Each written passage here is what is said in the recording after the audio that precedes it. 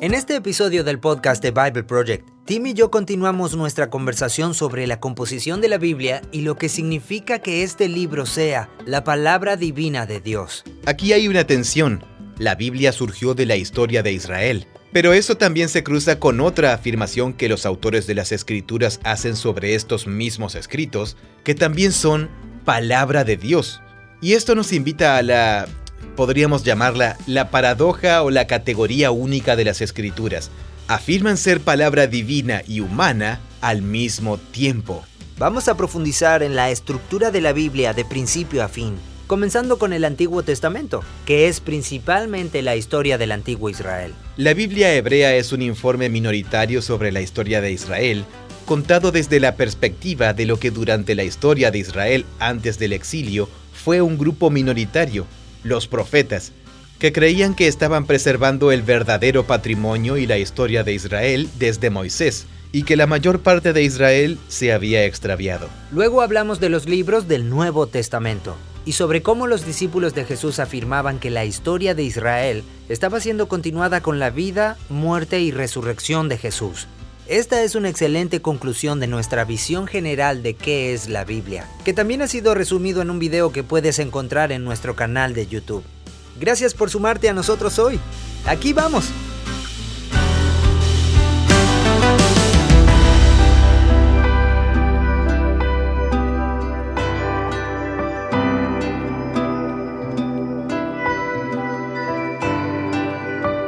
En el último episodio del podcast hablamos de cómo está constituida la Biblia. Dedicamos mucho tiempo a hablar de la diferencia entre la Biblia hebrea, la Biblia católica, la Biblia ortodoxa oriental y la Biblia protestante. Luego hablamos de la Biblia como literatura, qué significa que sea un libro, hablamos de diferentes tipos de libros. Sí. Y luego creamos una especie de metáfora de la Biblia como proyecto artístico. Y pasamos un rato hablando de la genialidad literaria de la Biblia.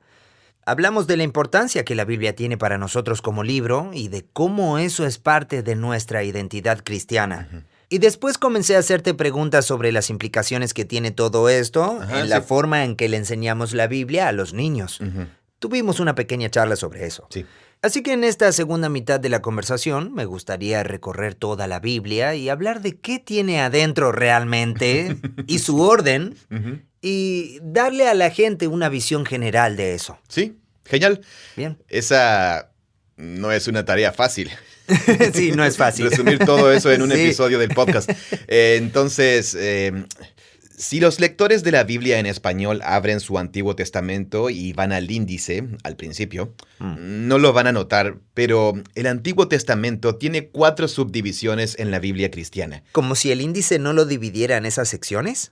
Claro, no te muestra espacios entre ellos, solo es una larga lista de libros que van desde Génesis hasta Malaquías. ¿Pero se podría dividir en 4 secciones? Sí, históricamente tienes lógica. Ok. Y es bastante evidente una vez que lo ves. La primera sección son los primeros 5 libros, Bien. que desde algún punto de principios de 200 después de Cristo se llama Pentateuco, que significa, bueno, penta Penta. y teukas. Es la antigua palabra griega para rollo. Entonces, el rollo de 5. Entonces, Génesis, Éxodo, Levítico, Números y Deuteronomio. Deuteronomio. Sí. ¿Esos son los 5? Sí, bien. El Penta. El ¿El Pentateuco? Exacto, sí. Tradicionalmente, de alguna manera, están conectados por la figura de Moisés. Bien. Así que eso cuenta una historia desde la creación hasta Abraham, luego hasta el Éxodo, de ahí hasta que Israel está en el monte Sinaí atravesando el desierto y preparándose para entrar a la tierra prometida. Sí, bien. Y- Muchas historias clave ahí. Sí. Y luego termina con la muerte de Moisés. Después de eso viene otro gran bloque de libros.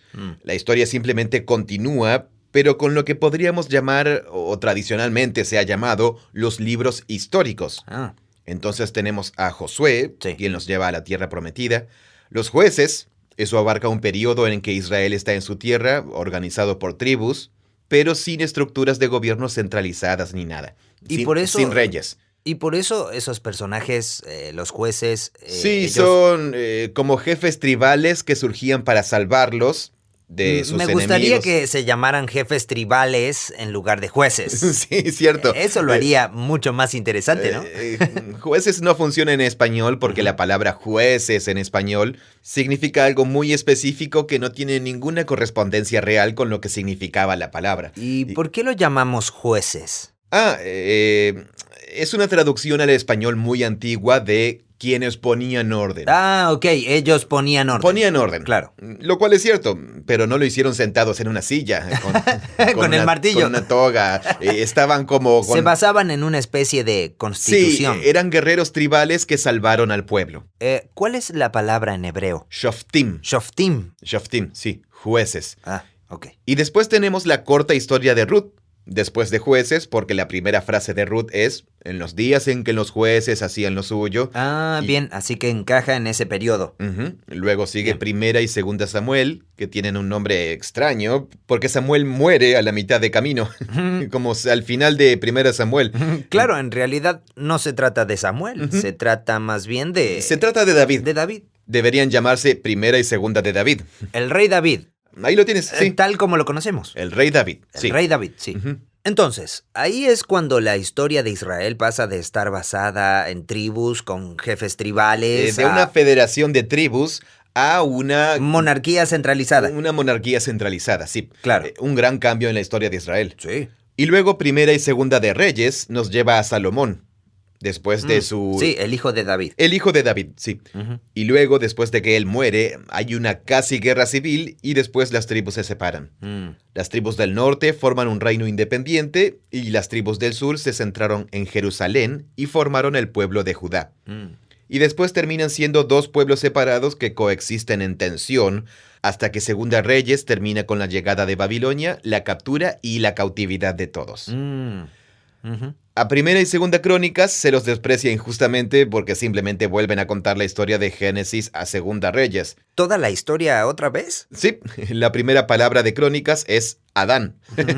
Y luego lo último que aparece en Crónicas es un anuncio de que el pueblo puede regresar del exilio en Babilonia, volver a la tierra. Es como si uno acabara de leer toda la historia y luego la volviera a leer otra vez en versión resumida. Sí, correcto. Primera y Segunda de Crónicas son principalmente una nueva versión de Segunda Samuel y Primera y Segunda de Reyes. Así que medio que uno dice algo como, acabo de leer esto, pero es diferente. Claro. Hablaremos del tema. Es diferente de una manera muy importante, pero solo un poquito diferente. Bien. Y entonces los lectores modernos de este orden solo... No lo leen. Sí, se lo saltan. Sí. Y se pasan a Esdras Sí. y Nehemías. Es lo que hace la mayoría de la gente. Sí. Esdras y Nehemías son un libro... en realidad eran un solo libro, incluso en las tradiciones primitivas judía y cristiana. Ok. Fueron separados en dos libros en el periodo medieval. Debería saber por qué sin pensarlo mucho, pero no me lo sé ahora. No se debe a la longitud del rollo. Había otro factor, pero olvidé cuál es. Y luego Esther es una historia ambientada en Persia sobre una comunidad judía que vive en Persia. ¿Durante el tiempo del exilio o durante el tiempo posterior al exilio? Después del exilio. Ah, ok. El exilio es como un recuerdo que está en el pasado. Pero para ese todavía había personas judías Pero viviendo había ahí. una comunidad que vivía ahí y cuenta su historia. Ah, bien. Luego, después de todo eso... ¿Y esas fueron las primeras dos Sí, secciones? dos secciones, el Pentateuco y los libros históricos. Esos fueron todos los libros históricos desde Josué hasta Esther. Después das un volantazo al bajar por el índice y pasamos a los libros poéticos. Y así se organiza la siguiente sección. Son todos los libros poéticos. Tenemos Job, Salmos, Proverbios, Eclesiastés y el Cantar de los Cantares. Recuerdo que cuando era niño trataba de abrir la Biblia justo en la mitad y generalmente encontraba los salmos. Por lo general uno cae en los salmos. Sí, y es un libro gordo. Sí. Un libro grande justo Claro, en el medio. muchas veces uno abre justo ahí. Sí, totalmente. Así que todos esos libros están unificados. Están todos enteramente... Bueno, el 99% del contenido de todos estos libros es poesía.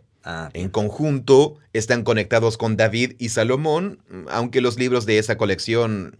Bueno, menos de la mitad de los 150 salmos están conectados con David explícitamente. Hay muchas otras personas que se mencionan como autores. Proverbios dice Proverbios de Salomón al principio, pero luego se mencionan otros autores en el mismo libro de diferentes secciones del libro. Y Eclesiastés y el Cantar de Salomón. Bien. Y Job es una obra anónima. Después de los libros poéticos están los 15 libros proféticos. Ah. Los 3 grandes. Los mayorcitos. Sí. Isaías, Jeremías y Ezequiel. Disculpa, lo siento, ya estamos saltando hacia adelante. Hay 17 libros en esta sección. ¿17 libros Sí, en esta sí, sección? totalmente. Son 15 libros en el orden judío. Me estaba adelantando. Vamos a hablar del orden judío. Lo haremos en un segundo, sí. Ok. Tenemos los 3 grandes, Isaías, Jeremías y Ezequiel, y luego 2 más pequeños intercalados ahí. Después de Jeremías está Lamentaciones, y luego después de Ezequiel viene Daniel. Luego están los 12 profetas menores de la tradición cristiana. ¿Son menores porque son pequeños? Debido al tamaño de los libros. Sí, no es un rango como en el ejército. No. O de palabras menos valiosas. No tiene nada que ver con su importancia. Bien. Estos libros son realmente importantes. Entonces, esa es la conformación del Antiguo Testamento cristiano. El Antiguo Testamento cristiano, Pentateuco, históricos, poesías, profetas. Sí, eso. Cuando era niño, al familiarizarme con el Antiguo Testamento, solo sabía que estaba el Pentateuco. Ajá, bien. Esas son como historias muy viejas. Contienen mucha historia donde hay muchas cosas violentas y extrañas y locas. Sí. Luego, la poesía. De ahí es que sacamos algunas de nuestras canciones de adoración. Ajá, sí. Y después viene Proverbios, de donde recibimos un poco de sabiduría. Y luego Eclesiastés, que es un libro raro que ignoramos un poco. Y después los profetas son como, sí, buena suerte. Durante la época de Navidad hablaremos un poco de Isaías o algo así. Sí. Pero fuera de eso, somos más como... Ahí hay como cosas del fin del mundo. Esto es poesía hebrea extraña. Sí. No entendemos. Mejor pasemos a los evangelios. Así entendí el Antiguo Testamento. Así veías el Antiguo Testamento. Sí. Bien, ahí lo tienes. Hay un hecho histórico interesante. Ese orden y disposición del Antiguo Testamento, el primer testimonio que tenemos de ese tipo de orden, la evidencia contundente no está en una Biblia hebrea, sino en una griega. Una Biblia griega. ¿Una traducción al griego? Una traducción al griego, sí. Las personas que hablaban griego dijeron: queremos traducir las escrituras hebreas a nuestro idioma. Exacto, sí. Nosotros hablamos griego. Es un manuscrito cristiano producido por escribas cristianos. Bien. Data de mediados del siglo III. Esos son nuestros primeros manuscritos grandes de la Biblia entera que datan del siglo III. Hay muchos manuscritos de libros individuales que datan de antes, pero de todo un conjunto en griego, los más antiguos datan de mediados del siglo III. Y está en ese orden. Así que es interesante. Sí. Que desde nuestro punto de vista, la evidencia sólida más temprana de ese orden en una Biblia antigua tiene 1700 años. Lo cual es bastante antiguo. Sí. Es bastante antiguo. Pero el Antiguo Testamento es mucho más antiguo. Y no estaba en... Y no fue escrito en griego. No fue escrito en griego. Sí. Y no era un documento cristiano. Correcto. Es precristiano. Claro. Así que ese es un dato interesante. Y además de eso, hay otro grupo de hechos interesantes. Cuando uno mira hacia atrás y observa cómo Jesús mismo se refería a las Escrituras, que para él habrían sido el Antiguo Testamento, se refería a ellas por sus secciones. Y cuando lo hace, no habla del Pentateuco, los libros históricos, poéticos, ni los profetas. Al final del Evangelio de Lucas, en las historias de la resurrección, donde él aparece y hace ese estudio bíblico impresionante sí. con los discípulos en la sala y comparte pescado con ellos, eso es en Lucas 24:44.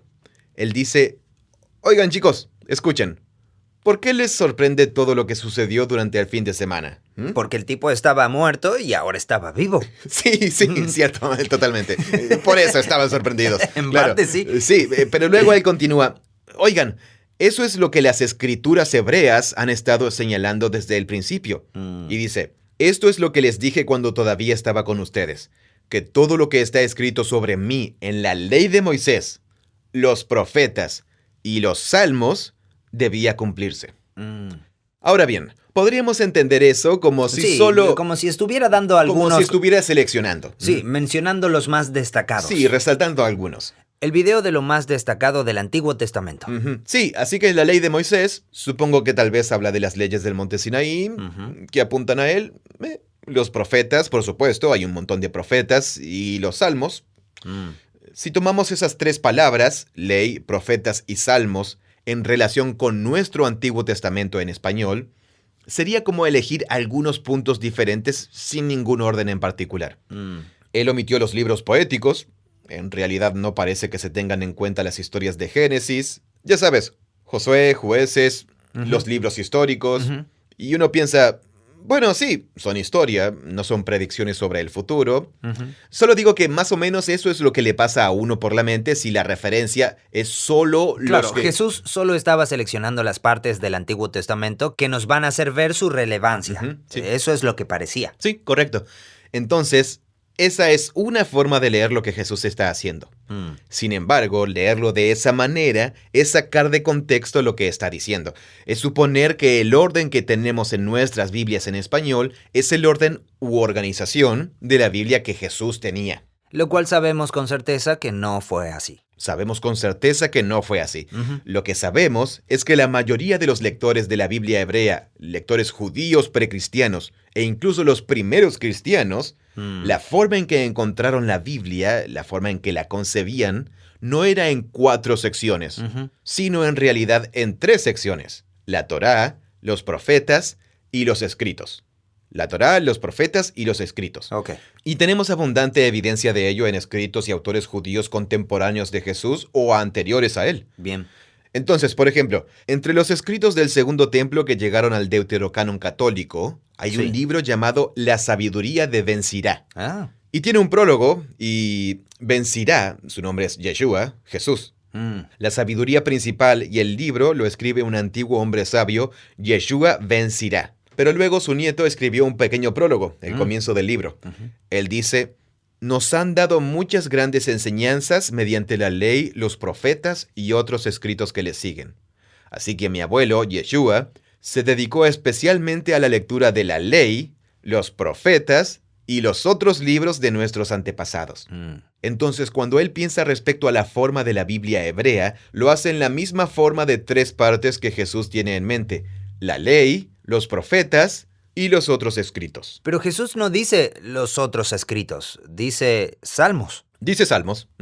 Hablaremos sobre eso. Okay. Uno de los rollos del Mar Muerto hace referencia a toda la Biblia hebrea y los llama los rollos de Moisés, las palabras del profeta y las palabras de David. Así que nuevamente tenemos la ley de Moisés, los profetas. Así que hasta ahora se han referido a ellos como los otros escritos. Sí. Las palabras de David. Sí, ¿a la tercera sección? Sí, la tercera sección. Sí. Los otros escritos, las palabras de David. O los salmos. Y los salmos. Y además, para rematar, Filón, que vivía en Egipto, un filósofo judío que escribía para un público griego, estaba tratando de obtener una audiencia en las escuelas filosóficas de Alejandría de Egipto como filósofo judío. Él hace referencia a su Biblia bastante a menudo y se refiere a la forma de su Biblia como las leyes, los oráculos dados por inspiración mediante los profetas y los salmos, junto con los otros libros en los que se incrementan el conocimiento y la piedad. ¿Entonces tiene 4 categorías allí? Bueno, la ley, los oráculos dados por medio de los profetas y los salmos y los otros libros. ¿Como una sola cosa? Sí. Los salmos y otros libros. Totalmente, sí. Ahora, para la tercera sección, tenemos la ley y los profetas. Sí. Eso está bastante claro. Se ha vuelto estándar. Estándar. Y también tenemos otra colección junto a esos 2. Tenemos a Jesús, que menciona los salmos. Tenemos los otros libros. Tenemos a David. Y tenemos los salmos y otros libros. Así que hay una coincidencia de que la Biblia hebrea tiene esas 3 partes y de que esa tercera sección está conectada con David, es decir, con los salmos. Ese es el único libro en ¿Los escritos? Los escritos, sí. Bien. Y luego, cuando observamos la forma de la Biblia transmitida a través de la historia del judaísmo, tiene exactamente esa forma de 3 partes a la que se refiere el acrónimo Tanakh. T-A-N-A-K. Tanakh. ¿Y ese es un acrónimo? Es un acrónimo, sí. La T corresponde a Torá, Bien. que se refiere al Pentateuco, los primeros 5 libros.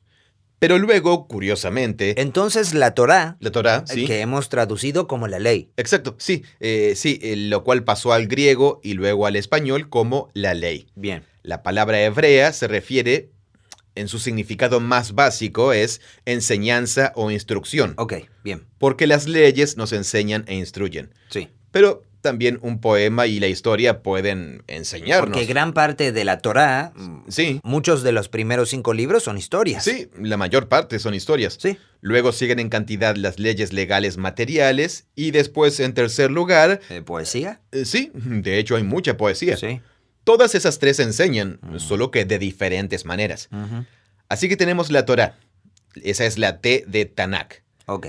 La N corresponde a la palabra hebrea Nevi'im, que es la palabra para profeta. La Torá, la ley, y los profetas.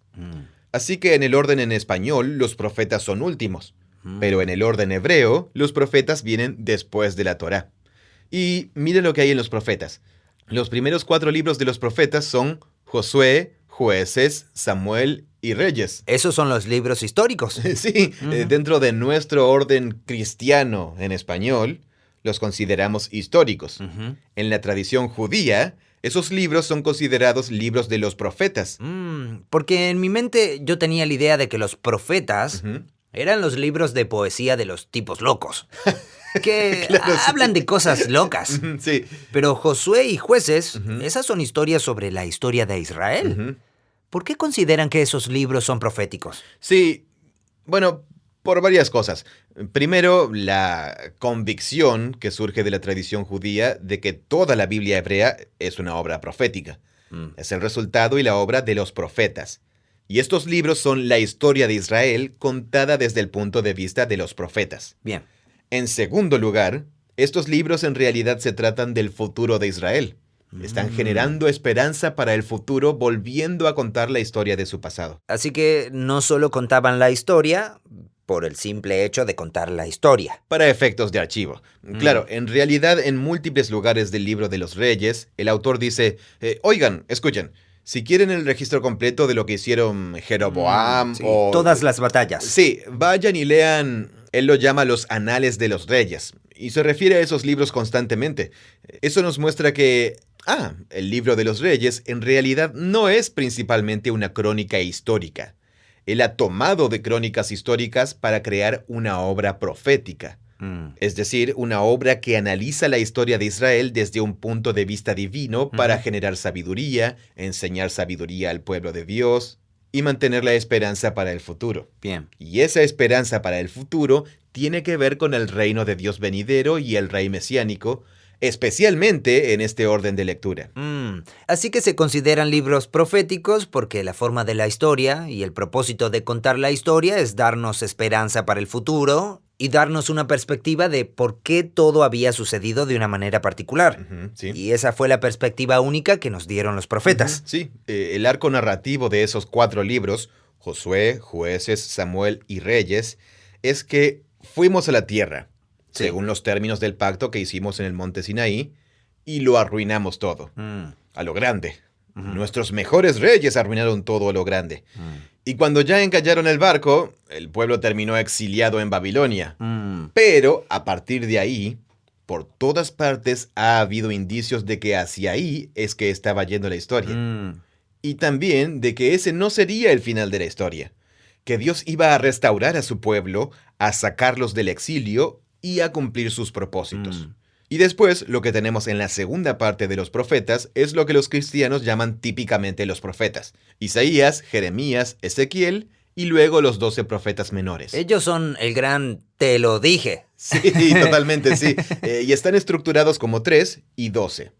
Los 3 grandes y los 12. Que son... Que se corresponden precisamente con la historia de los patriarcas en el libro de Génesis. ¿3 patriarcas? 3. Abraham, Isaac, Jacob y los 12. Sí, Entonces, una vez más, está uniendo el pasado y la esperanza futura. Que las promesas de Dios a esos patriarcas, antes de que Israel lo arruinara todo, son en realidad la única esperanza que hay para el futuro. Y eso es lo que los profetas continúan desarrollando. Vuelven a contar en forma de poesía cómo Israel arruinó las cosas y que ese no es el final de la historia. Ellos realmente desarrollaron la esperanza del reino de Dios, el día del Señor para el Mesías venidero y el regreso de Israel a su tierra prometida para que la bendición de Abraham pudiera llegar a todas las naciones. Esos son los profetas. Así que... Esa es la ley y los profetas. Sí, la ley y los profetas, sí. Así que cuando Jesús dice la ley y los profetas, ¿se refería a Se todo está refiriendo esto? a esos dos grandes bloques de la Biblia hebrea. Ok. Y después, cuando Jesús dice los salmos, o cuando otros autores judíos dicen los otros libros, Sí. se están refiriendo a una tercera colección variada que comienza con los salmos. Los salmos es el primer libro de esa colección. Es la K en la frase Tanakh, que significa Ketuvim. ¿Y eso significa salmos? Ketuvim significa escritos. Ah, Escritos. Luego, el orden de los escritos en los antiguos manuscritos judíos tiende a diferir internamente por dentro, pero tiene sentido. No hay ninguna narración secuencial que los unifique. Pero parece que es importante e intencional que Salmos esté al principio, y también parece intencional que en muchos órdenes judíos, Crónicas sea el último libro del Ketuvim, lo que lo convierte en el último libro de la Biblia hebrea. Entonces, ¿Crónicas no es un libro profético? No está dentro de los profetas, correcto, aunque tiene el mismo propósito. Entonces, un par de cosas. Primero, sabemos que Jesús se refirió a Salmos en Lucas 24, la ley, los profetas y los salmos. Bien. Pero de manera extraña e inesperada, también se refiere al final del Ketuvim con Crónicas. Es en un oráculo de juicio que él pronuncia sobre los líderes de Israel. En Lucas 11:51 dice, por tanto, esta generación, es decir, la generación de líderes de Israel, que lo está rechazando, dice, esta generación será responsable de la sangre de todos los profetas que ha sido derramada desde el comienzo del mundo, desde la sangre de Abel hasta la sangre de Zacarías, que pereció entre el altar y el santuario. Así que es interesante, para empezar, que se refiere a Abel, de Caín y Abel, que están como en la página 4 de la Biblia. Se refiere a él como profeta, lo cual abre un portal muy interesante en el que uno podría entrar. Pero el punto es que el primer asesinato en la Biblia es a lo que Jesús hace referencia. Luego menciona la sangre de Zacarías. ¿Quién es un profeta? Sí, es un profeta y fue asesinado cerca del final de Segunda Crónicas. Lo cual, si Jesús está trabajando desde el principio hasta el final de la historia de Israel, Zacarías es asesinado como en el medio de la historia de Israel. Pero eso es porque no está pensando cronológicamente. Claro. Está pensando literariamente. Se está refiriendo a la última sección del último libro de la Biblia hebrea, que es Crónicas. Así que la sangre de los profetas desde el primer libro de la Biblia hasta el último libro de la Biblia. Eso es lo que está haciendo. Claro, ese es con el eso. punto. Sí, interesante. Así que se refiere a los salmos como el primer libro, en la ley, los profetas y los salmos. Y luego se refiere a Crónicas como la conclusión de las escrituras. ¿El Ketuvim es un poco como el cajón de cachivaches?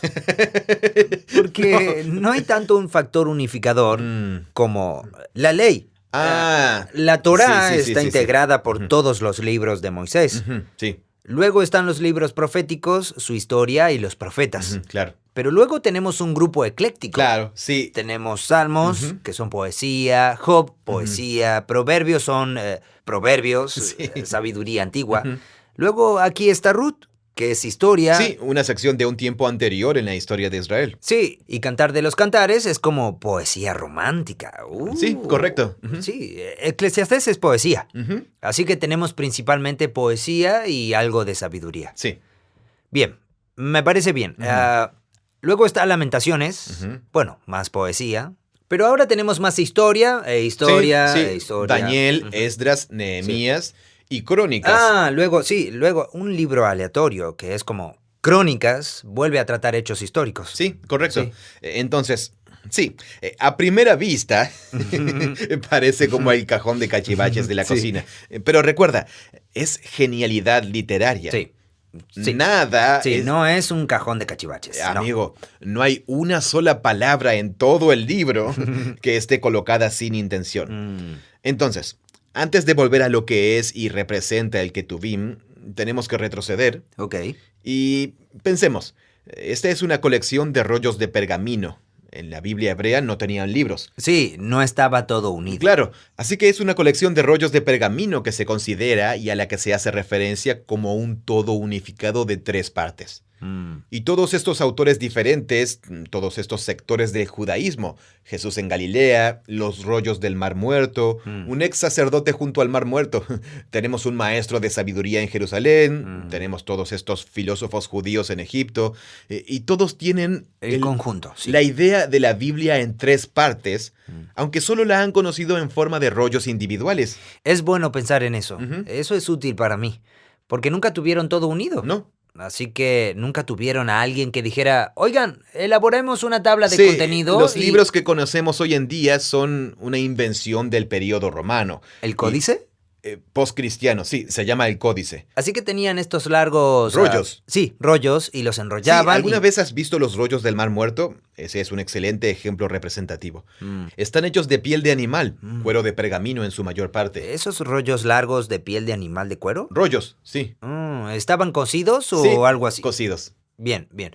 Luego los enrollaban y ¿eso era un libro? ¿O un libro estaba dividido en muchos rollos? Depende. En su mayoría, a cada libro individual de la Biblia hebrea le correspondía un rollo. Un rollo. ¿Un solo rollo? Sí. No se encuentran todos los libros de los 5 libros de la Torá en un solo rollo individual hasta un periodo posterior en el judaísmo. Era el rollo de la Torá. Y lo llaman el rollo de la Torá, sí. Muy bien. Entonces, me estoy imaginando que soy un judío antiguo y tengo acceso a una colección de rollos. A la cual no accedía mucha gente. Sería como en tu sinagoga. Sí, no mucha gente. Tu sinagoga. Y tengo que ponerlos en algún tipo de orden. Y tradicionalmente, la gente me diría algo como, bueno, estos 5 rollos son un grupo, sí. una colección, y esta es la Torá. Y estos, ¿cuántos hay en la sección central? ¿Dijiste 17? Son 4 más 15. Entonces, ¿tenemos una colección de 19 rollos? En realidad, lo siento, los profetas menores siempre estaban conectados en un rollo. Ah, ok, está bien. Así que solo Serían 4 rollos de los profetas. 4. Disculpa, serían... 12. Veamos. Josué, Jueces, Samuel y Reyes, cada uno sería 1. Bien. Y luego otros 4, Isaías, Jeremías, Ezequiel y los 12. Serían 8 rollos. Bueno, así que tenemos esos 5 rollos sí. a los que llamamos Torá. 5 rollos, luego 8 rollos son los Teníamos profetas. 8 rollos y los llamábamos profetas. Sí. Y luego teníamos una colección de otros rollos a los cuales llamábamos Ketubim, los escritos. Sí. Y esa tradición en cuanto a cómo iban juntos y a la concepción de verlos como una colección se fue transmitiendo. Claro. No estaba escrito en una tabla de contenido o algo así. Correcto, sí. ¿Así es como uno debe pensar en cuanto a esta colección de rollos? Sí.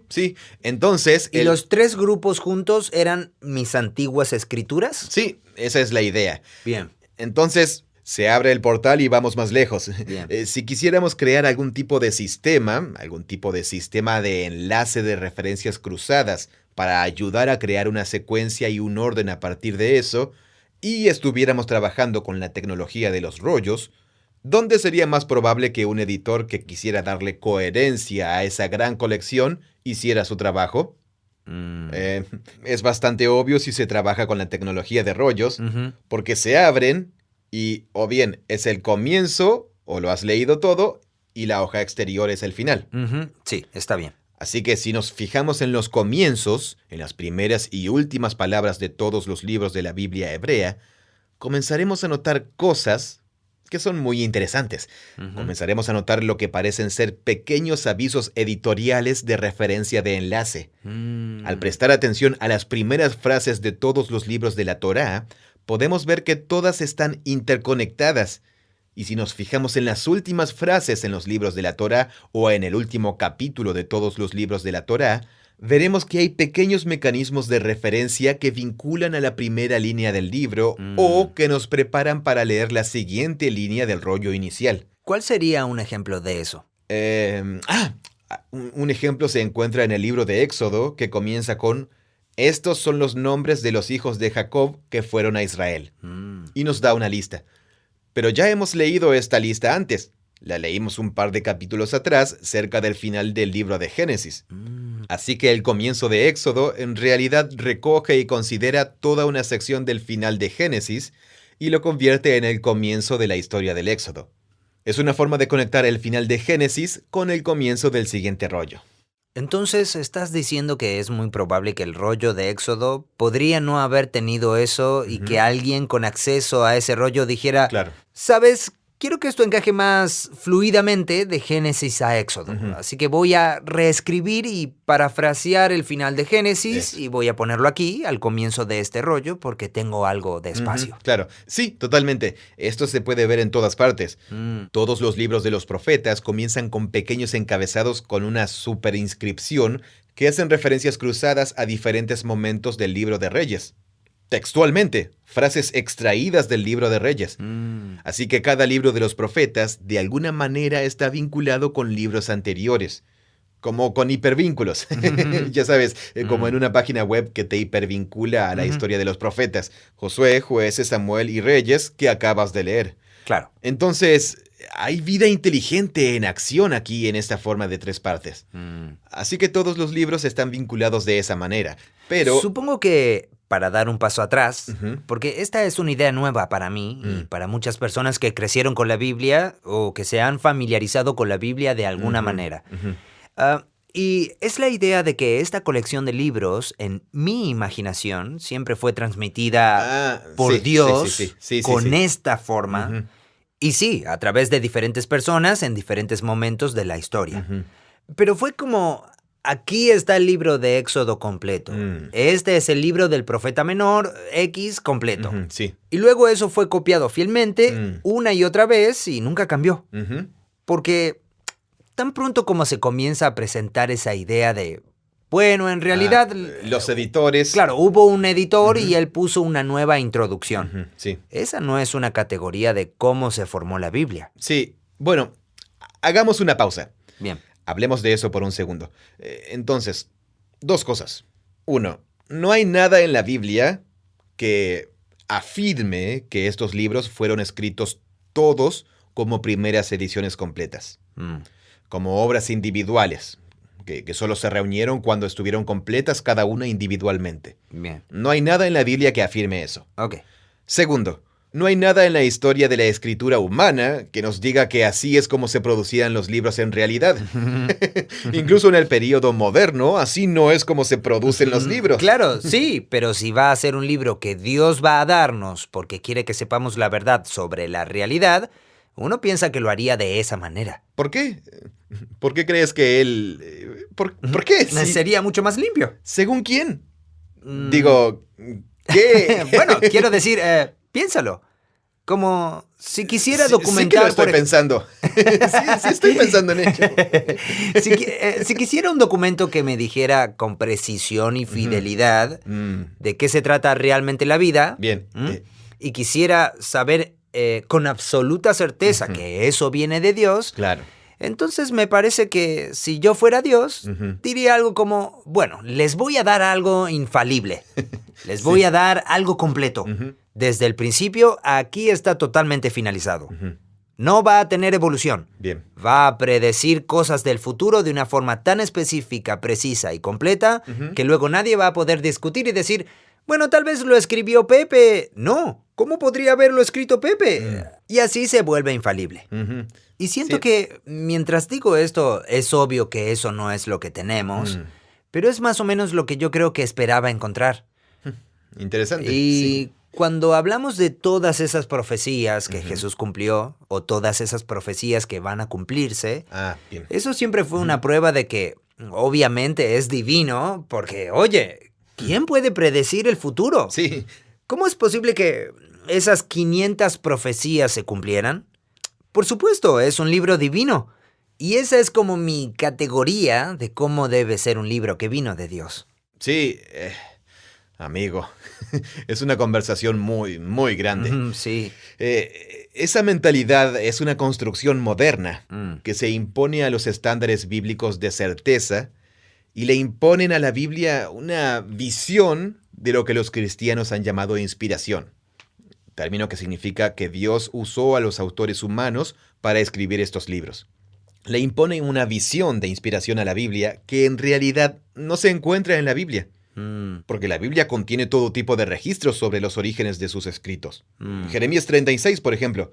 Jeremías siente que Dios lo llama para que recoja todos sus poemas y ensayos y profecías que hizo durante un periodo de 20 años y los junte en un rollo.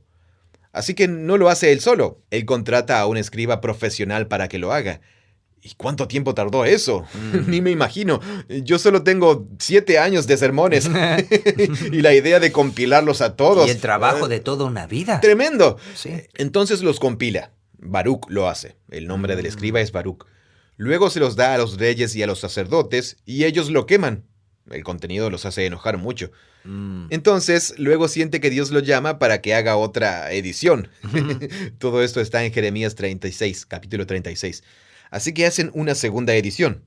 Y la última frase del capítulo es: Baruc escribió las palabras y escribió todo.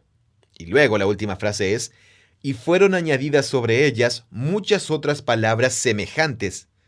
Así que uno piensa, espera, la edición 2 de Jeremías es más larga que la edición 1. ¿Qué significa eso de palabras similares? Sí, ¿qué significa eso? Exacto, sí, exactamente. Hay como 8 interpretaciones de lo que eso podría significar. ¿Existen otros poemas de Jeremías que olvidó incluir en la edición 1? ¿Es poesía de Baruc? ¿Es de otra persona, pero relacionada con los mismos temas? También es desquiciadamente ambiguo.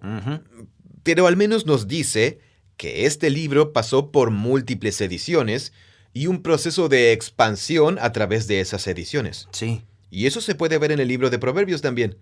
Al principio dice Proverbios de Salomón, pero si terminas el libro y prestas atención a los títulos de las diferentes pequeñas colecciones, también tienes dichos de los sabios, y además los dichos de Salomón que los hombres de Ezequías pusieron en el libro 200 años después de Salomón. Y luego el libro concluye con una colección de acertijos de un tipo llamado Agur, que no tenemos idea de quién es, porque no es un nombre hebreo. Y le siguen los dichos de un rey no israelita, llamado Lemuel. Pero nos dice que en realidad es sabiduría que su madre le enseñó. Entonces, ¿alguien compiló todo eso? Claramente. Alguien mucho después de Salomón hizo la compilación. Creo que hablamos de eso cuando estábamos conversando sobre Proverbios y yo estaba luchando con lo mismo. Totalmente, sí. Que esa no es la versión limpia de la escritura divina que yo tengo. Sí. Como un tipo que viene y dice, ¿sabes? Voy a compilar un montón de acertijos y dichos muy buenos de israelitas y no israelitas y voy a ponerlos juntos aquí. O sea, no nos metamos en ese portal, pero quiero decir... esto es lo que está en la raíz. Esto es importante. No creo que hayamos hablado de esto anteriormente. Debajo de esa construcción moderna que ve a la Biblia como una serie de tablas de oro que cayeron del cielo, hay una visión de cómo Dios obra en el mundo mediante su espíritu. Sí. La cual sería, si Dios está actuando en el mundo, significa que los humanos no lo están. Sí, se puentean. O si hay humanos involucrados, es solo incidental. Como si sus cerebros fueran interferidos y solo escribieran esos rollos en un trance sin entender nada. Pero debajo de eso está la idea de que si los humanos están haciendo algo, Dios no lo está. Si Dios está actuando en algo, los humanos no están involucrados o solo lo están de forma incidental. Y eso es completamente ajeno a la visión del Espíritu, la obra del Espíritu en la Biblia. Eso hace que las cosas sean mucho más complicadas. Hace que... sí, totalmente. Significa que Dios ha elegido actuar en la historia de la humanidad a través de los humanos. Claro. Y ese es el mismo problema con la doctrina cristiana de la encarnación, de que Jesús es totalmente humano y totalmente divino. Jesús no cayó del cielo hablando en marciano, ¿verdad? Cierto. Él nació y fue criado hablando arameo, ¿sabes? Sí, nadie lo habría entendido si hubiera hablado en marciano. Sí, pero de alguna manera esperamos que la Biblia haya caído del cielo casi independientemente de sus orígenes. Sí. Y esperamos que haya sido escrita y producida de una forma que no se parezca a ninguna otra forma de producción de libros en ese periodo. Claro. Una vez más, creo que ahí le estamos imponiendo un conjunto extraño y ajeno de supuestos a la Biblia. Ok, bueno, eso sacude el cerebro. Sí, es un nuevo paradigma que se basa en evidencia histórica real. Sí, creo que lo hace incómodo es que luego la pregunta se convierte en Bueno, si un libro bíblico puede editarse y si esa edición fue inspirada por Dios... Claro, eso es parte de cómo Dios... el resultado final es que Dios le habla a su pueblo a través de esos escritos. Y esos escritos han surgido de muchas maneras. Entonces, ¿cuándo se completa? ¿Cuándo se completa ese proceso? Sí. Desde nuestro punto de vista, ahora miramos hacia atrás y decimos, esto está completo, Sí. no se metan con esto. Sí, es la última edición. Lo hemos finalizado, así que eso debería... ¿Cuándo es la última edición? ¿Cuándo fue la última edición? ¿Y esa última edición fue la última edición de Dios finalizada? Sí, establecer cuál es la redacción de la última edición es el objetivo de todo un campo de erudición bíblica llamado crítica textual. Y yo me enamoré de ese campo. Hice mi tesis sobre un tema nicho de este campo, porque incluye antiguos manuscritos hebreos, los rollos del Mar Muerto, antiguos manuscritos griegos y arameo antiguo. Es tan asombroso. La historia textual de la Biblia es pública, abierta a mucha investigación histórica. No hay secretos. Y es compleja. No es simple. Claro. Pero, una vez que te has sumergido en todo ello, podemos decir con razonable seguridad que conocemos la historia del texto bíblico y que sabemos con certeza cuál fue la edición final básica de la Biblia. Pero ha requerido mucho trabajo. ¿Y qué entendemos por última edición? Bueno, es complicado. Sí, suena complicado. Lo es. Sí. Es complicado porque tiene que ver con... Bueno, ¿qué testigos del texto manuscrito tenemos? Claro. Tenemos algunos del período medieval que han sido muy importantes. Tenemos los rollos del Mar Muerto. Tenemos las traducciones al griego antiguo. Porque eso eran los últimos en ese momento de la historia. Sí, totalmente. Y a eso hay que agregarle que yo soy seguidor de Jesús. Sí, claro. Así que lo que me interesa es el Tanakh que Jesús leyó. La razón por la que yo, siendo un escocés no judío, skater de Portland, en el otro lado del planeta, quiera leer la Biblia hebrea 2000 años después, no es solo porque me parezca interesante, es porque sigo a Jesús. Claro. Y él dijo que esos libros dan testimonio de él. Y yo Entonces, lo que más te interesa es cuál fue la Biblia que leyó Jesús. Yo, como cristiano, quiero conocer y ponerme en contacto con la Biblia que Jesús leyó, la cual no estaba en español, ni tampoco en griego, claro. Aunque saber griego y conocer las traducciones al griego es muy importante para descubrir la historia de la Biblia. Bien. Pero quiero leer la Biblia que Jesús leyó lo más cerca posible. Hay una frase de Jesús que le dice a algunos líderes judíos con los que está teniendo una discusión en el Evangelio de Juan. Él les dice: ustedes son expertos en las Escrituras, ustedes estudian las Escrituras diligentemente, porque piensan que en ellas tienen vida eterna. Y luego dice: estas son las Escrituras que dan testimonio de mí. En un versículo, creo que tenemos un resumen de cómo se construye la casa empezando por el tejado, en lugar de por los cimientos. En la mente de Jesús, la razón por la que las Escrituras son palabra divina no es porque te están invitando a una relación personal con el libro. Estás invitado a tener una conexión personal de vida con Jesús, el Mesías resucitado. Y la razón por la que leo la Biblia es que es palabra divina y humana que me señala a Jesús. Claro. Señala hacia adelante desde el Antiguo Testamento y luego para el Nuevo Testamento me señala hacia atrás. Y todo se centra en la persona de Jesús. Pone a Jesús, el Jesús vivo, que no conozco aparte de en la Biblia. Claro, sí. Pero al mismo lo que se ve en la tiempo, Biblia. el Jesús que conozco es el que está representado en las páginas de la Escritura. Pero al mismo tiempo, Jesús no es la Biblia. La Biblia es un texto literario que me habla y me señala a una persona real, que tiene una conexión cercana con estos textos, pero no son una misma cosa. Él es una persona. De la misma forma en que yo podría leer tu biografía, aún estando sentado al otro lado de la mesa hablando contigo. Y tú no eres la misma cosa que el libro que podría escribirse sobre ti. Pero cuando esté muerto, eso es todo lo que vamos a tener. Bueno, tendrías que ser el Hijo de Dios, cuyo espíritu podría estar presente con nosotros mientras leo el libro. Y esa es la diferencia entre Jesús y yo. Esa es la diferencia, es cierto. Así que el enfoque en lo que significa que las Escrituras son inspiradas o son palabra divina y humana no significa que no fueran producidas mediante procesos humanos normales. Lo que significa es que el mensaje que comunican estos libros es un mensaje que Dios quiere que su pueblo escuche y que le señala la vida, la muerte y la resurrección de Jesús. Bien. Y tienes razón, he vivido en ese paradigma durante mucho tiempo, pero pasé por un cambio de paradigma para llegar a este espacio. Y cada vez que enseño sobre la forma del Tanakh, esta es exactamente la conversación que surge. Cada vez que he hablado de la composición y la unidad del Tanakh, es como, espera un segundo. Surge esa misma pregunta. Estás echando por tierra las categorías que yo tenía. Así llegamos aquí. Así es como llegamos aquí. La unidad editorial de la Biblia hebrea. Entonces, para ir terminando esta conversación sobre el Antiguo Testamento, nosotros, los cristianos, protestantes y católicos, lo llamamos Antiguo Testamento. Sí. Sí. En hebreo eran solo las escrituras. La Biblia, las escrituras, sí. Y también se lo refiere como Tanakh, porque es un acrónimo de las 3 partes. Correcto. T-N-K. Torah, Nevi'im, Ketuvim. Nevi'im, Ketuvim. Recuerdo que lo aprendí en la universidad. No fue que realmente profundizara en ello, sino que escuché algo como... y hay un orden hebreo diferente. Y no lo entendía realmente, pero sabía que estaba. Porque no era tan cerebrito como tú. Recuerdo que pensé para mis adentros. Bueno, ¿es importante que lea el orden hebreo del Antiguo Testamento? ¿Tiene algo más espiritual o es más bíblico? Sí, ¿sabes qué? Es interesante. A lo largo de los años, me ha costado encontrar una forma justa de hablar de esto. Los 2 órdenes. El orden en español tiene lógica. Se cuenta la historia básica de Israel.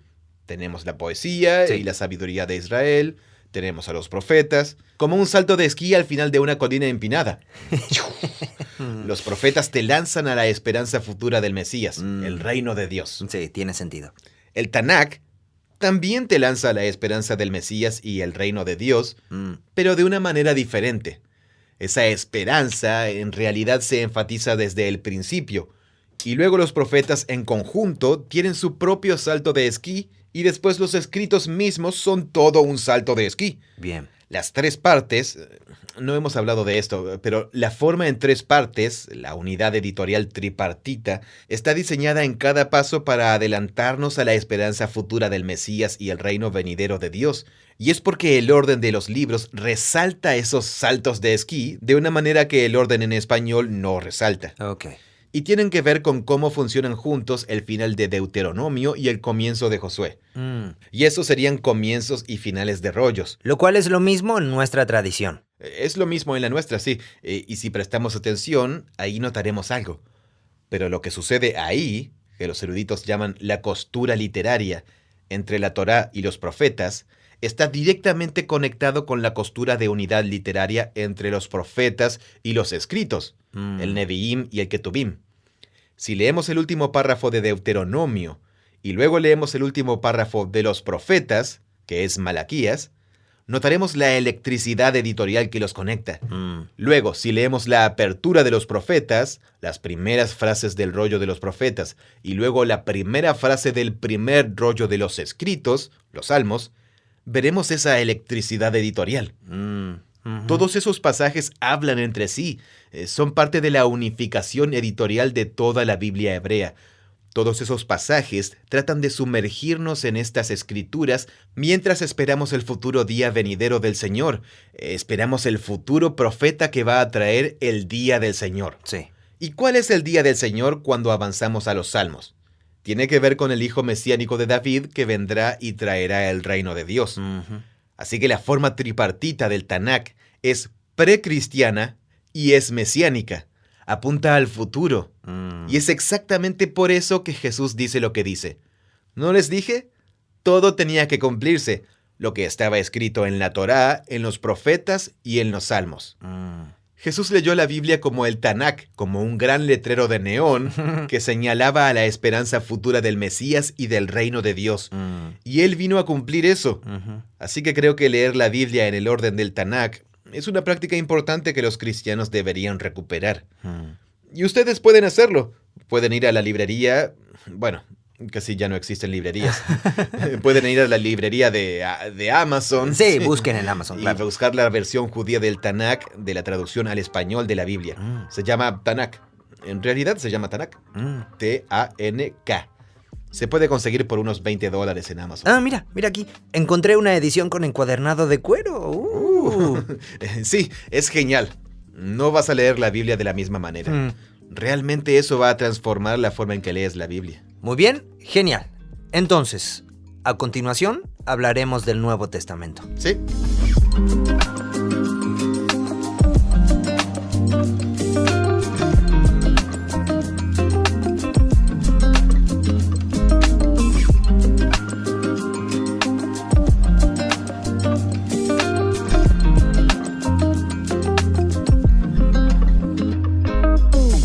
Ok, ese es el Tanakh. Hablemos de la composición del Nuevo Testamento rápidamente. Bien, estamos hablando de 27 libros. Bien.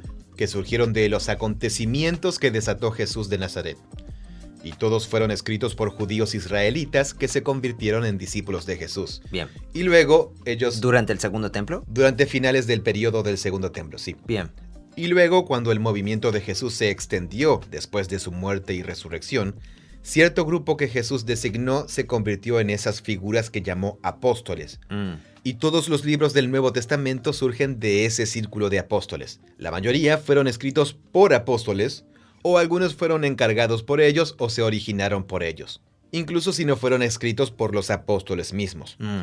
Así que tenemos 4 relatos de la vida de Jesús conectados con los apóstoles. Pedro, Mateo... ¿Con cuál está conectado Pedro? Con el Evangelio de Marcos. Ah. Mateo con Mateo. Y el Evangelio de Lucas es complicado. Muchas personas lo asocian con el círculo de Pablo, porque sabemos que Lucas era colaborador de Pablo. Ah, sí. Y luego Juan. Seguido a esto, después de los 4 relatos de Jesús, aparece el libro de Hechos, Sí. que también es del mismo autor del Evangelio de Lucas, que termina con Pablo difundiendo el Evangelio hasta Roma. Después tenemos una colección de las 13 cartas de Pablo dirigidas a 7 iglesias en total. Es interesante, la primera fue a Roma. Terminamos Hechos, Pablo está en Roma. Claro. Luego pasamos la página y tenemos la carta de Pablo a la iglesia de Roma. ¿Que es una de sus cartas más tardías? Sí, así es, sí. Fue escrita al final de su carrera. Ah, y un hecho muy interesante es que esas cartas están ordenadas por su extensión, ¿verdad? Están ordenadas por su extensión, no por su fecha. Claro. Por eso Filemón es la última. Así que y ese Romanos orden... es la primera. Sí, y ese orden... en realidad tengo pendiente investigar más sobre el orden de la colección de las cartas paulinas. Ese orden oculta algunas relaciones interesantes. Nos hace pensar que Romanos es la primera, aunque de hecho es una de las expresiones más tardías y maduras de toda su teología. Pero es la más larga, por eso se puso primera. Es la más larga, sí. Hasta donde sabemos, Primera Tesalonicenses, por razones complejas, parece ser la primera carta que escribió Pablo. Y también hay una relación importante, por ejemplo, entre Colosenses y Filemón. Creo que fueron pensadas para ser leídas consecutivamente, como si estuvieran conectadas, porque se refieren a las mismas personas. Pero va, Efesios, Colosenses... Pero en lugar de eso es... sí, Efesios, Filipenses, Colosenses... Correcto, sí. Entonces... ¿podemos hablar de los evangelios muy rápidamente? Ya que estamos hablando del orden... sí, eso es... ¿Cuál es la tradición del orden de los evangelios? Sí, amigo. Para eso también tengo más investigación pendiente. Sé que el orden que pone a Mateo como el primero de los 4 es bastante antiguo. Y con antiguo me refiero a mediados del siglo I, de cuando data nuestra primera evidencia de que los 4 fueron escritos y compilados. Pero históricamente, el consenso entre eruditos del Nuevo Testamento, que creo que es correcto, es que el Evangelio de Marcos es el más antiguo, el primero, y que Mateo y Lucas se basaron en Marcos como una de sus fuentes, porque sabía que venía del testimonio de Pedro. Claro. Y después Juan es el último que se escribió de los 4. Pero todos fueron escritos antes de finales del siglo I. Entonces pusieron a Mateo primero. Sí. Tengo una corazonada. Y mi corazonada es más como si estuviera escuchando a otros eruditos decirlo. Mateo es fácilmente el más accesible. Y es la versión de la vida de Jesús que está diseñada principalmente para enseñarse en la comunidad de una iglesia local. Aprendí eso de la experiencia porque lo hice. Cierto, ustedes tuvieron ese estudio bíblico, sí. Y en realidad, parte de la razón por la que defendí que se dedicara 1 año y medio de los domingos en la iglesia local donde contribuía con la enseñanza, fue que Mateo diseñó este evangelio para que se le enseñara a una comunidad viva. Por eso reunió todas las enseñanzas de Jesús que se encuentran en diferentes lugares en Marcos, pero en Mateo están organizadas todas en 5 bloques muy bonitos de las enseñanzas de Jesús. Mateo es súper metódico en la forma en que presenta las 4 historias.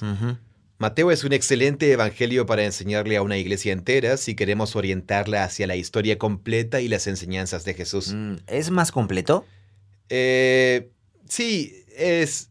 Bueno, con completo me refiero a que Mateo trata de hacer una presentación integral y completa de Jesús de manera metódica en términos de cómo diseñó la historia primero con una narración y luego bloques de enseñanza, más narración y más bloques de enseñanza. Entonces, en realidad no sabemos por qué se ordenaron de esa manera.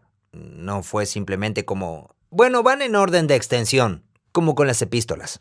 No es en orden de extensión, claro. Bien. En mi lista de deseos de Amazon tengo 2 grandes tratados sobre la formación del canon de los 4 evangelios, pero mucho de eso tiene que ver con nuestra evidencia de manuscritos y también Porque es un poco extraño que Lucas no fuera el último. Lo sé. Y estuviera en pareja con Hechos. Sí, Lucas obviamente escribió 2 obras que van juntas. Pero en algún momento las primeras comunidades de la iglesia consideraban que era más valioso ver a Lucas como parte de esta colección en 4 partes de los evangelios en vez del volumen a que estuviera en el volumen en 2 partes de Lucas y Hechos. Porque fácilmente podría haber sido Mateo, Marcos, Juan y luego Lucas y Hechos. Exacto. Pero no es así. Sí, tal cual. Y debido a que Mateo, Marcos y Lucas tienen una relación única porque se basaron en una fuente común, van juntos. Se han preservado como una tríada. Entiendo. Ok, y luego llegamos a las cartas de Pablo. Hablemos sobre ellas. Hay más cartas después de eso. Luego está el... ¿Qué haces? Estaba buscando... la lista de los 10 mejores apóstoles. Sí. Entonces, está Pedro y luego Juan. Pedro escribió 2 cartas como cartas circulares para muchas comunidades de iglesias diferentes. Luego están las 3 cartas de Juan, primera, segunda y tercera de Juan, la primera de las cuales es la más larga. Primera de Juan ni siquiera es una carta, es un sermón cristiano primitivo. Y después tenemos ¿Están en orden de extensión o fecha o algo? No es evidente por sí mismo cuál era el orden de escritura. Hay muchas opiniones al respecto. ¿Pero están en orden de extensión? Están en orden de extensión, sí. Largo, mediano, corto. Sí, correcto. Tenemos la carta de Santiago, el hermano de Jesús, aunque algunas personas piensan que es el apóstol Santiago, que fue uno de los 12, el hijo de Zebedeo. Pero la posición mayoritaria, que creo que es la más probable, es que es el hermano de Jesús. La siguiente carta es Santiago. Santiago, sí. También más literalmente Jacob. Jacob, sí. Disculpa. Su nombre en hebreo es Jacob. Jacob, sí. Luego, Judas también es el hermano de Jesús. Él no estaba en el círculo de los 12, pero sabemos que los hermanos de Jesús se convirtieron en misioneros y líderes de la iglesia después de él. Pablo menciona eso en su primera carta a los Corintios. No vamos en orden, en orden canónico. Después también tenemos un sermón cristiano primitivo anónimo en el Nuevo Testamento, en forma de carta, que es Hebreos, el cual tradicionalmente durante una parte de la historia de la iglesia estuvo asociado con Pablo. Sí. E incluso algunos manuscritos primitivos se incluyó dentro de la colección de cartas de Pablo. Canónicamente el orden es... El orden de las cartas del Nuevo Testamento entonces pasa de las cartas de Pablo a Hebreos y luego... La carta anónima. Sí, la carta anónima. Luego Santiago. 2 cartas de Pedro, 3 cartas de Juan y 1 carta de Judas. Ok, ¿esas son las epístolas? Esas son las cartas del Nuevo Testamento, sí. ¿Y existe alguna razón que tú sepas por la que se ordenaron así? Tiene sentido que la correspondencia de Pablo que salió a la luz, las cartas que se volvieron virales, se compilaran. Claro, él va primero. Y después tenemos la lista de grandes éxitos. Santiago, Pedro, Juan. Pedro y Juan, 2 de los discípulos más cercanos de Jesús. Sí. Luego tenemos a Santiago y Judas, 2 de sus hermanos. Así que tenemos una representación bastante completa de los apóstoles y los líderes más cercanos a los apóstoles. ¿Por qué poner Hebreos ahí en la mitad? Bueno, Hebreos es consciente de ser un documento que proviene de un discípulo de los apóstoles. En el capítulo 2, no, en el 1 dice más o menos, oigan, nosotros somos los que hemos escuchado de quienes escucharon al Señor. Y entonces el autor, yo lo llamo el pastor de Hebreos, le escribe a una comunidad de la iglesia, a una comunidad judía mesiánica, porque tiene miedo de que abandonen la fe en Jesús. Y por eso recurre a la enseñanza de los apóstoles. Es lo que dice en la apertura del sermón. Entonces, no lo sabemos. Okay. Hebreos es muy interesante. Sí, claro. Pero de nuevo, esto es entrar en la historia del canon porque la forma en que esas cartas llegaron a la cima no fue mediante el voto de los concilios. Fue gracias al crecimiento del movimiento de Jesús y las cartas y la literatura que surgieron de los apóstoles que se volvieron virales y llegaron a los primeros lugares. Y Hebreos estaba en esa lista, aunque no fue escrita directamente por un apóstol, al menos no lo dice el documento en sí mismo, como sí hacen las cartas de Pablo o de Pedro. Claro. Pero sí afirma que se basa en las enseñanzas de los apóstoles originales, y así llegó a los primeros lugares. Claro. Y es poderosa. Sí. Hebreos es poderosa. Sí, tiene mucho impacto. Y entonces todo termina con Apocalipsis. Sí. El apocalipsis judeo-cristiano. Un apocalipsis judeo-cristiano. O un judío cristiano que escribió un apocalipsis. Sí, y Apocalipsis sabemos lo que son por otros libros del Antiguo Testamento, ¿verdad? Sí. Hay partes de los libros proféticos de la Biblia hebrea que nos dan un mensaje a través de un profeta que tiene un sueño o una visión fantástica y que luego se encuentra con algún tipo de mediador, generalmente una figura de tipo angelical, que le explica cuál es el significado de su sueño o visión. Bien. Ezequiel claro. tiene uno de esos, Isaías y Zacarías. Y así, en el judaísmo del Segundo Templo, esos medios de comunicación, pensemos en la analogía del proyecto de arte, serían una de las formas en las que Scott... eso podría ser la parte de palabra hablada. Sí, un poco de palabra hablada, sí. Sí, poesía. Sí, era como... esta es una de las secciones apocalípticas de que hay un sueño o una visión y se explica. Sí, probablemente esto es danza interpretativa, una salvaje danza interpretativa, sí. Así que de eso, en la literatura increíblemente productiva de las comunidades judías del Segundo Templo alrededor de Jerusalén, se produjeron libros completos que eran apocalipsis. Los más significativos a lo largo de la historia han sido un libro llamado Primera de Enoc, un libro llamado Cuarto Esdras y Segundo Baruch. Esos son los más significativos. Okay. Y su redacción es muy parecida al libro de Apocalipsis del Nuevo Testamento.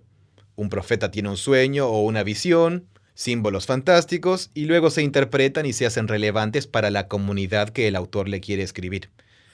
Y por lo tanto, lo que tenemos en Apocalipsis es a Juan. Sí, ya sea el apóstol Juan o un profeta judío cristiano que viajó por las 7 iglesias a las que les escribe, pero que no es el apóstol. ¿No lo sabemos con certeza? Hay argumentos fuertes en ambos sentidos. Pero sí, él tuvo una serie de sueños o visiones y luego las compiló todas en una obra literaria increíblemente profunda y sofisticada que él llama La Revelación de Jesús. Y este libro también surge de la vida de la iglesia primitiva, al igual que todas las otras cartas. Pero él es consciente de que él mismo le habla a toda la comunidad de seguidores de Jesús en todo el mundo. Y está tratando de motivarlos para que sean fieles a la luz de la persecución que él sabe que está en el horizonte. Tiene sentido que este sea el último libro, porque habla muy específicamente del final de la era. Sí, el Apocalipsis es por naturaleza. El profeta tenía un sueño o una visión y les daba... Los eruditos hablan de 2 dimensiones que se abren para el profeta. Una es vertical, por lo general hay un salón del trono celestial, el profeta tiene una visión del trono de Dios, y eso le da un punto de vista celestial sobre los acontecimientos actuales de la historia. Bien. Pero también le da un punto de vista horizontal. ¿Para ver el futuro? Para poder ver el momento presente a la luz del cumplimiento final de las promesas de Dios, que es el regreso del Mesías, el reino de Dios, el cielo en la tierra reunidos y la derrota del mal para siempre. Entonces, los apocalipsis dan un punto de observación celestial de la historia. Lo que está pasando ahora. Porque ven los acontecimientos actuales a la luz del resultado final de la historia en el reino de Dios. Obviamente es apropiado que el Apocalipsis sea la piedra angular de la Biblia cristiana, porque trata sobre cómo termina la historia y por lo tanto cómo vivir en el presente a la luz del final de la historia. Así que hay una pregunta. ¿Juan era consciente de que estaba escribiendo el último libro de la Biblia? Pero creo que en un... Yo voy a terminar este proyecto de 1000 años. Sí, digo, técnicamente eso se llama anacronismo, porque incluso la colección de todos estos 27 escritos todavía no estaba reunida en un solo lugar. Claro. Todos existían para ese entonces Sí. y se leían, pero no todo el mundo tenía todas las cartas de Pablo todavía. Aún estaban circulando. Claro. Se necesitó más tiempo para que esas 27 obras que surgen del Círculo de los Apóstoles fueran reconocidas universalmente y reconocidas como Sagrada Escritura. Lo cual es una historia para otro momento. Lo cual es una historia para otro momento. Pero esa es la forma de la Biblia.